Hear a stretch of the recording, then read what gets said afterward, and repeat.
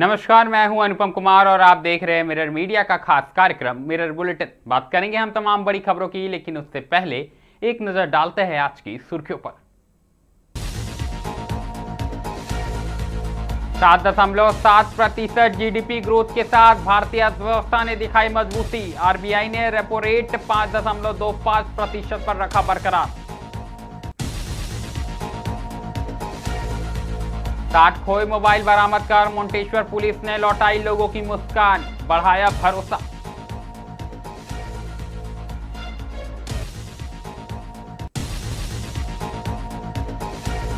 बागमारा की जनता से रूबरू हुए सिद्धार्थ गौतम, समस्याओं के समाधान का दिया भरोसा।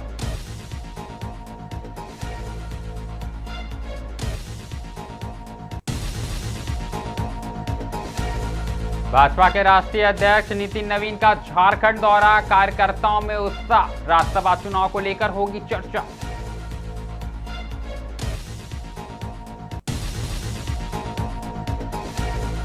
केरल पहुंचा दक्षिण पश्चिम मानसून, अगले कुछ दिनों में पश्चिम और दक्षिण राज्यों में बढ़ेगा असर।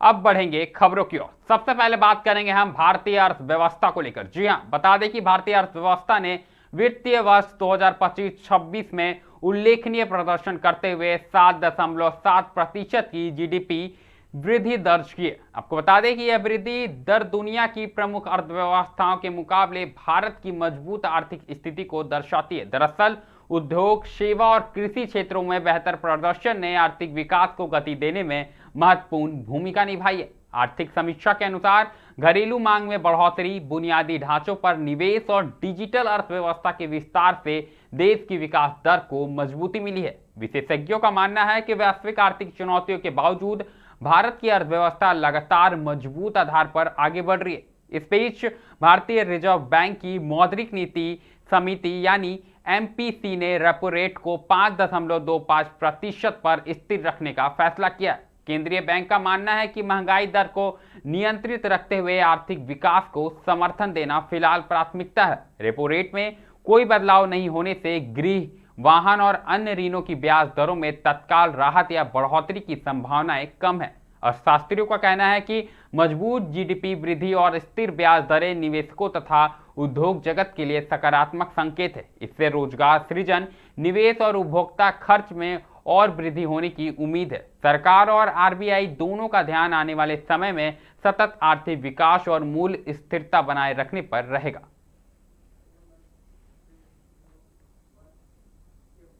अब बात करेंगे पश्चिम बंगाल की। आपको बता दें कि पश्चिम बंगाल के इस वर्धमान जिले के मुंटेश्वर पुलिस ने 60 खोए और चोरी हुए मोबाइल फोन बरामद कर उन्हें उनके वास्तविक मालिकों को सौंपते हुए सराहनीय कार्य किया। दरअसल जिन लोगों ने अपने मोबाइल वापस मिलने की उम्मीद छोड़ दी थी, उनके चेहरे पर फोन मिलने के बाद खुशी साफ तौर पर दिखाई दे रही थी। मुंटेश्वर थाना परिषद में आयोजित कार्यक्रम के दौरान बरामद किए गए मोबाइल फोन उनके असली मालिकों को सौंपे गए। इन मोबाइलों में मुंटेश्वर ब्लॉक के अलावा भातार, बर्धमान, कटवा और मेमारी थाना क्षेत्र के लोगों के फोन भी शामिल थे। पुलिस अधिकारियों के अनुसार हाल के दिनों में विभिन्न कारणों से मोबाइल फोन खोने या चोरी होने की कई शिकायतें दर्ज कराई गई थी। शिकायतों को गंभीरता से लेते हुए कालना एसडीपीओ और मुंटेश्वर थाना प्रभारी के नेतृत्व में विशेष जांच अभियान चलाया गया। साइबर सेल की तकनीक सहायता से मोबाइल फोन के IEMI नंबर ट्रैक किए गए और जिसके बाद एक एक कर कुल 60 फोन बरामद किए गए। आप भी सुनिए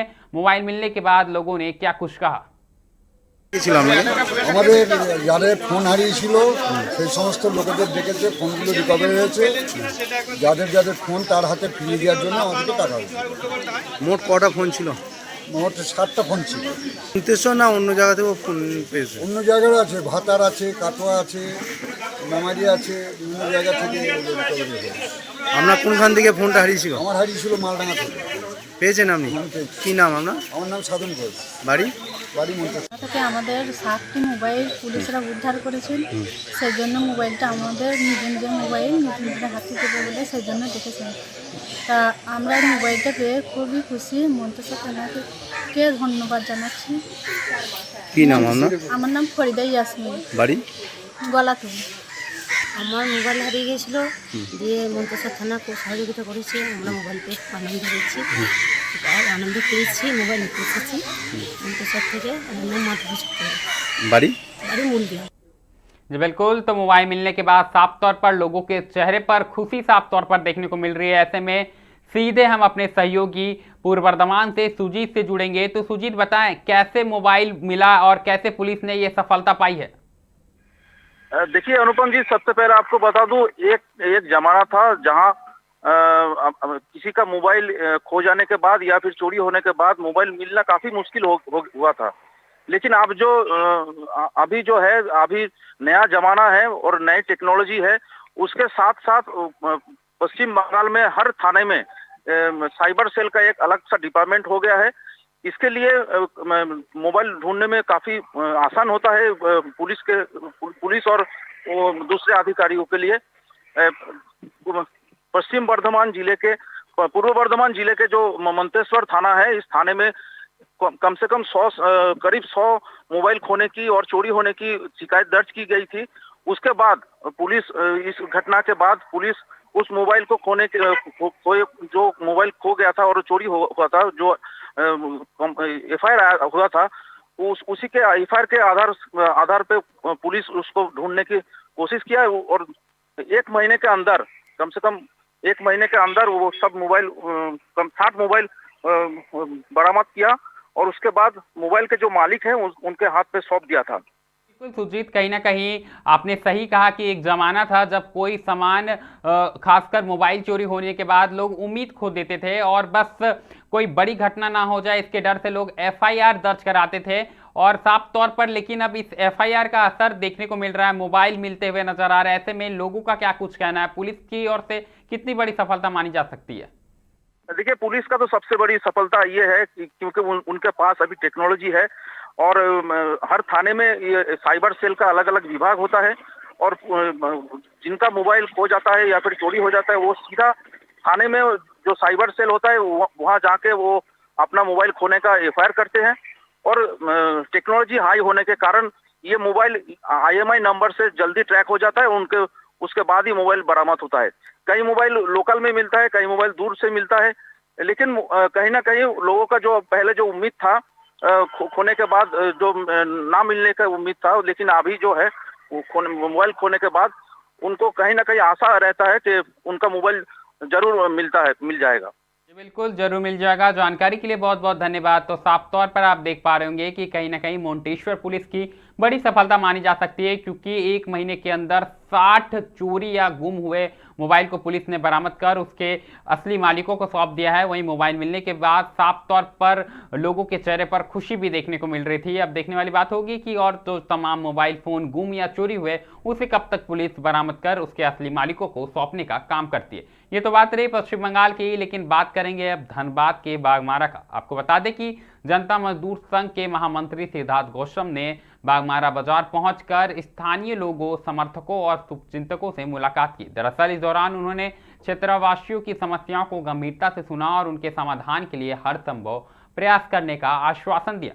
सिद्धार्थ गौतम ने कहा कि बागमारा की जनता का स्नेह और विश्वास उनके लिए प्रेरणा स्रोत है। उन्होंने कहा कि क्षेत्र के लोगों ने सड़क, पेयजल और अन्य स्थानीय मुद्दों से उन्हें अवगत कराया है, जिनके निकारण की दिशा में जल्द से जल्द पहल की जाएगी। साथ ही उन्होंने कहा कि जनता के बीच जाकर उनकी बातें सुनना और समस्याओं को समझना उनकी प्राथमिकता होगी।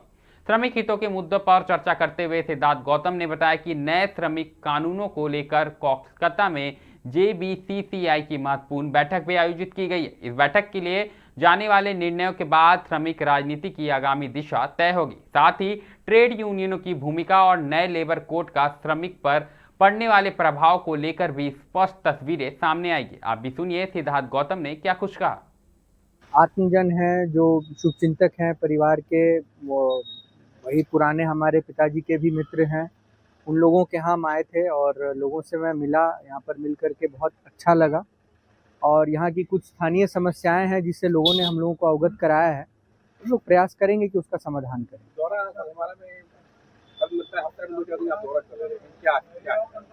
नहीं, ऐसा ये जगह अच्छी है, लोग अच्छे हैं यहाँ के और लोगों से बहुत प्यार मिल रहा है। तो जहाँ सम्मान और प्यार मिलेगा वहाँ इंसान बार बार जाएगा।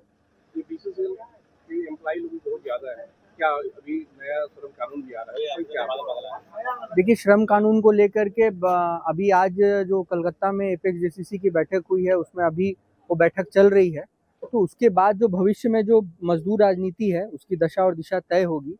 किस तरीके से यहाँ पर जो ट्रेड यूनियन है वो फंक्शन करेंगे और श्रमिकों को किस हिसाब से जो लेबर कोड आ रहे हैं उसका प्रभाव कैसे उनके ऊपर पड़ेगा, किस रूप में पड़ेगा।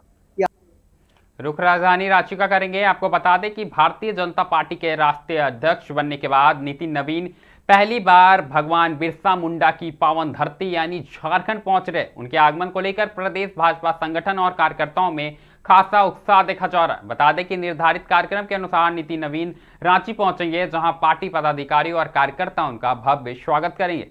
राष्ट्रीय अध्यक्ष अपने प्रवास के दौरान भाजपा के विभिन्न संगठनात्मक और राजनीतिक कार्यक्रमों में हिस्सा लेंगे। उनके स्वागत की तैयारियां अंतिम चरण में पहुंच चुकी है। साथ ही भाजपा प्रदेश कार्यालय को आकर्षक ढंग से सजाया गया। बता दें कि कार्यालय परिषद में फूलों की विशेष सजावट की गई है तथा राष्ट्रीय अध्यक्ष के स्वागत के लिए रेड कारपेट भी बिछाया गया है। कार्यक्रम को सफल बनाने के लिए विभिन्न समितियों के सदस्य सुबह से ही अपने अपने दायित्वों के निर्वहन में जुटे हुए। आपको बता दें कि एक तरफ जहां राज्य में राज्यसभा चुनाव को लेकर हलचल तेज है, महागठबंधन के बीच भी खींचातानी का माहौल देखने को मिल रहा है। इसी बीच भाजपा के राष्ट्रीय अध्यक्ष का झारखंड दौरा अपने आप में बेहद ही महत्वपूर्ण माना जा रहा है। अब देखने वाली बात होगी कि नितिन नवीन झारखंड पहुंचकर भाजपा को किस कदर मजबूत करने को लेकर चर्चा करते हैं और राज्यसभा चुनाव को लेकर क्या कुछ कदम उठाए जाते हैं। रुक एक बार फिर धनबाद का करेंगे। आपको बता दें कि किक बॉक्सिंग में शानदार प्रदर्शन कर धनबाद और झारखंड का गौरव बढ़ाने वाली जुड़वा खिलाड़ी बहनों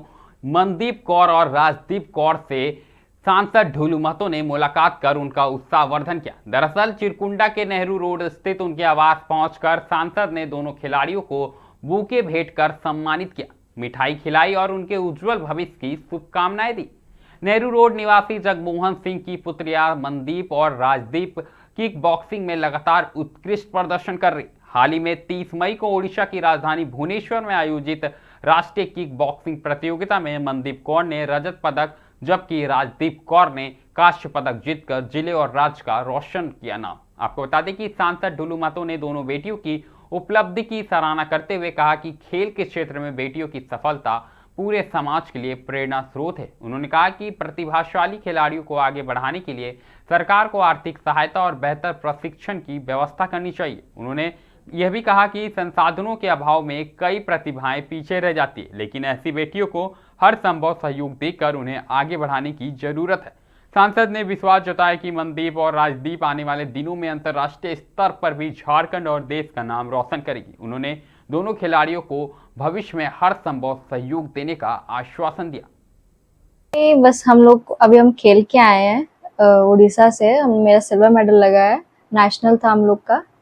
हम लोग अभी नेशनल खेल के आए हैं, तो वो था उड़ीसा में, तो हम लोग का सिलेक्शन हुआ है अभी इटाली के लिए। तो बस हम लोग को सपोर्ट की जरूरत है, सब चीज के लिए हम लोग बस आगे बढ़ते रहेंगे, बस आप लोग सपोर्ट करिए। सांसद जी की तरफ से कैसा सहयोग मिला? अभी उन्होंने ज्यादा को सपोर्ट नहीं किया है, बस हम लोग को कह रहे कि आगे बढ़ो, हम लोग सपोर्ट करेंगे। तो हम लोग कर रहे हैं, वो चीज के लिए हम लोग प्रयास में हैं, हम लोग कर रहे हैं। बस हम लोग को सपोर्ट मिले तो हम लोग बहुत आगे तक जाएंगे। बस अभी सांसद जी आए थे, उन्होंने बहुत ज्यादा सपोर्ट किया हम लोग को कि अब गेम खेल के आए, कांग्रेट्स भी किया उन्होंने कि अच्छा हुआ, सिल्वर मेडल आया है, काफी अच्छा है, नेक्स्ट टाइम गोल्ड के लिए प्रिपेयर होना है। कहाँ खेल हुआ था? उड़ीसा में, भुवनेश्वर। नेक्स्ट अगला इवेंट कहाँ है? हम लोग का इटाली के लिए सिलेक्शन हुआ है, वहीं पे जाना है अभी। सांसद जी की तरफ से क्या प्रोवाइड? उन्होंने जैसे अभी तो प्रोवाइड किया नहीं है, अभी करना है उनको प्रोवाइड। वो कहते हैं कि जितना खेलोगे हम प्रोवाइड करेंगे आपको, आप आगे आगे बढ़ते रहो, हम करते हैं। क्या नाम है? मनदीप कौर। तो गर्व और खुशी के साथ कहना पड़ रहा है कि हमारे धनबाद लोकसभा क्षेत्र के चिरकुंडा के हमारी 2 छोटी छोटी बेटी जिस प्रकार से दिन प्रतिदिन, दिन दुगनी रात चौगुनी बॉक्सिंग के क्षेत्र में प्रत्येक किसी न किसी कंपटीशन में मेडल प्राप्त कर रही है, इससे बड़ा खुशी की बात हो ही नहीं सकता है। जबकि दोनों जुड़वा बहन है और दोनों ही ने मेडल प्राप्त किया, सिल्वर प्राप्त की, एक ने 2 और एक ने 1। जबकि राज्य सरकार को ऐसे बच्चियों को प्रोत्साहन देना चाहिए, सहयोग करना चाहिए, इनके मनोबल को आगे बढ़ाना चाहिए, मगर राज्य सरकार का उदासीनता के कारण आज ऐसे ऐसे प्रतिभाशाली बच्चे नहीं बढ़ पाते हैं। मगर मैं वैसे हमारे दोनों बेटी सामने है, मैं दोनों को आश्वस्त कर रहा हूँ और मैं क्षेत्र के तमाम ऐसे प्रतिभाशाली बच्चे को मैं अपनी ओर से ये आश्वस्त करना चाहेंगे, किसी चीज़ का चिंता नहीं करने की ज़रूरत है। हम इस क्षेत्र के सांसद हैं और सांसद होने के नाते जितना ज़्यादा से ज़्यादा हो हम मदद करके इनके प्रतिभा को आगे बढ़ाने का प्रयास करेंगे और इनके प्रतिभा के माध्यम से पूरे चिरकुंडा, निरसा, पूरे झारखंड को जाना जाएगा। इस दिशा में ये आगे बढ़ रही है और मैं प्रभु श्री राम जी से यही प्रार्थना करेंगे कि इन लोगों को और शक्ति प्रदान करे ताकि हमारा इस क्षेत्र का नाम पूरे भारतवर्ष में रोशन हो। बात करेंगे अब मौसम की। आपको बता दें कि भीषण गर्मी और उमस से जूझ रहे लोगों के लिए राहत भरी खबर सामने आई है। दरअसल दक्षिण पश्चिम मानसून ने केरल में दस्तक दे दी है, जिसके बाद देश के विभिन्न हिस्सों में बारिश की गतिविधियां तेज होने की संभावनाएं बढ़ गई है। बता दें कि मौसम विभाग के अनुसार मानसून अब तेजी से आगे बढ़ रहा है और अगले 2 से 3 दिनों के भीतर गोवा, महाराष्ट्र, कर्नाटक तथा आंध्र प्रदेश के कुछ इलाकों तक पहुंच सकता है। मानसून के सक्रिय होने से दक्षिण और पश्चिम भारत के कई क्षेत्रों में मध्य से भारी बारिश की संभावना जताई गई है। इसके प्रभाव से तापमान में गिरावट आएगी और लोगों को भीषण गर्मी से राहत मिलेगी। कृषि क्षेत्र के लिए भी मानसून का आगमन महत्वपूर्ण माना जा रहा है, क्योंकि खरीफ फसलों की बुआई का दौर जल्द शुरू होने वाला। मौसम वैज्ञानिकों का कहना है कि इस वर्ष मानसून की प्रगति समान रहने के संकेत है। आने वाले दिनों में देश के अन्य हिस्सों में भी मानसून के आगे बढ़ने की स्थिति स्पष्ट होगी। किसानों के साथ साथ आम लोग भी अच्छी बारिश की उम्मीद जताए हुए। कुल मिलाकर बात करें तो यह जो मानसून है 15 तारीख तक झारखंड और उसके बाद बिहार में भी दस्तक देगी।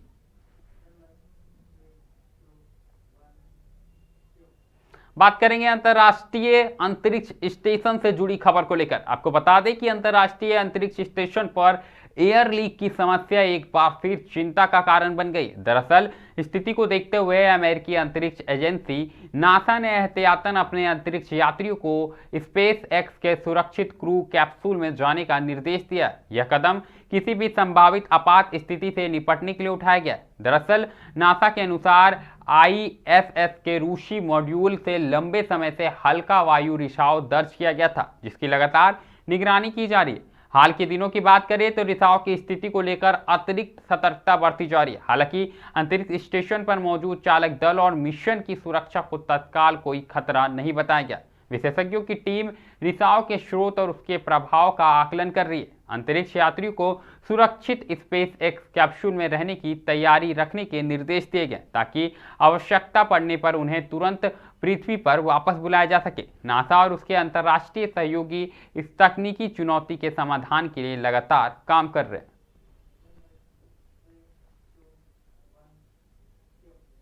रुख राजधानी रांची का करेंगे। आपको बता दें कि रांची पुलिस को एक बड़ी सफलता मिली है। दरअसल नगड़ी थाना क्षेत्र में व्यवसायी बजरंग महतो से 50 लाख रुपए की रंगदारी मांगने वाले PLFI के 2 सदस्यों को गिरफ्तार किया गया। जानकारी के अनुसार गिरफ्तार आरोपियों की पहचान अरुण लोहरा और सूरज लोहरा के रूप में हुई है, जो खूंटी जिले के बेलवादा गांव के निवासी है। पुलिस के अनुसार दोनों आरोपी सफायर स्कूल के पास लेवी की रकम लेने पहुंचे थे। पूछताछ में उन्होंने रंगदारी वसूलने की बात स्वीकार की है। उनके पास से PLFI के 2 पर्चे, मोबाइल फोन और एक अपाची बाइक भी बरामद की गई है। अन्य आरोपियों की भी तलाश जारी है और फिलहाल पुलिस छापेमारी कर रही है।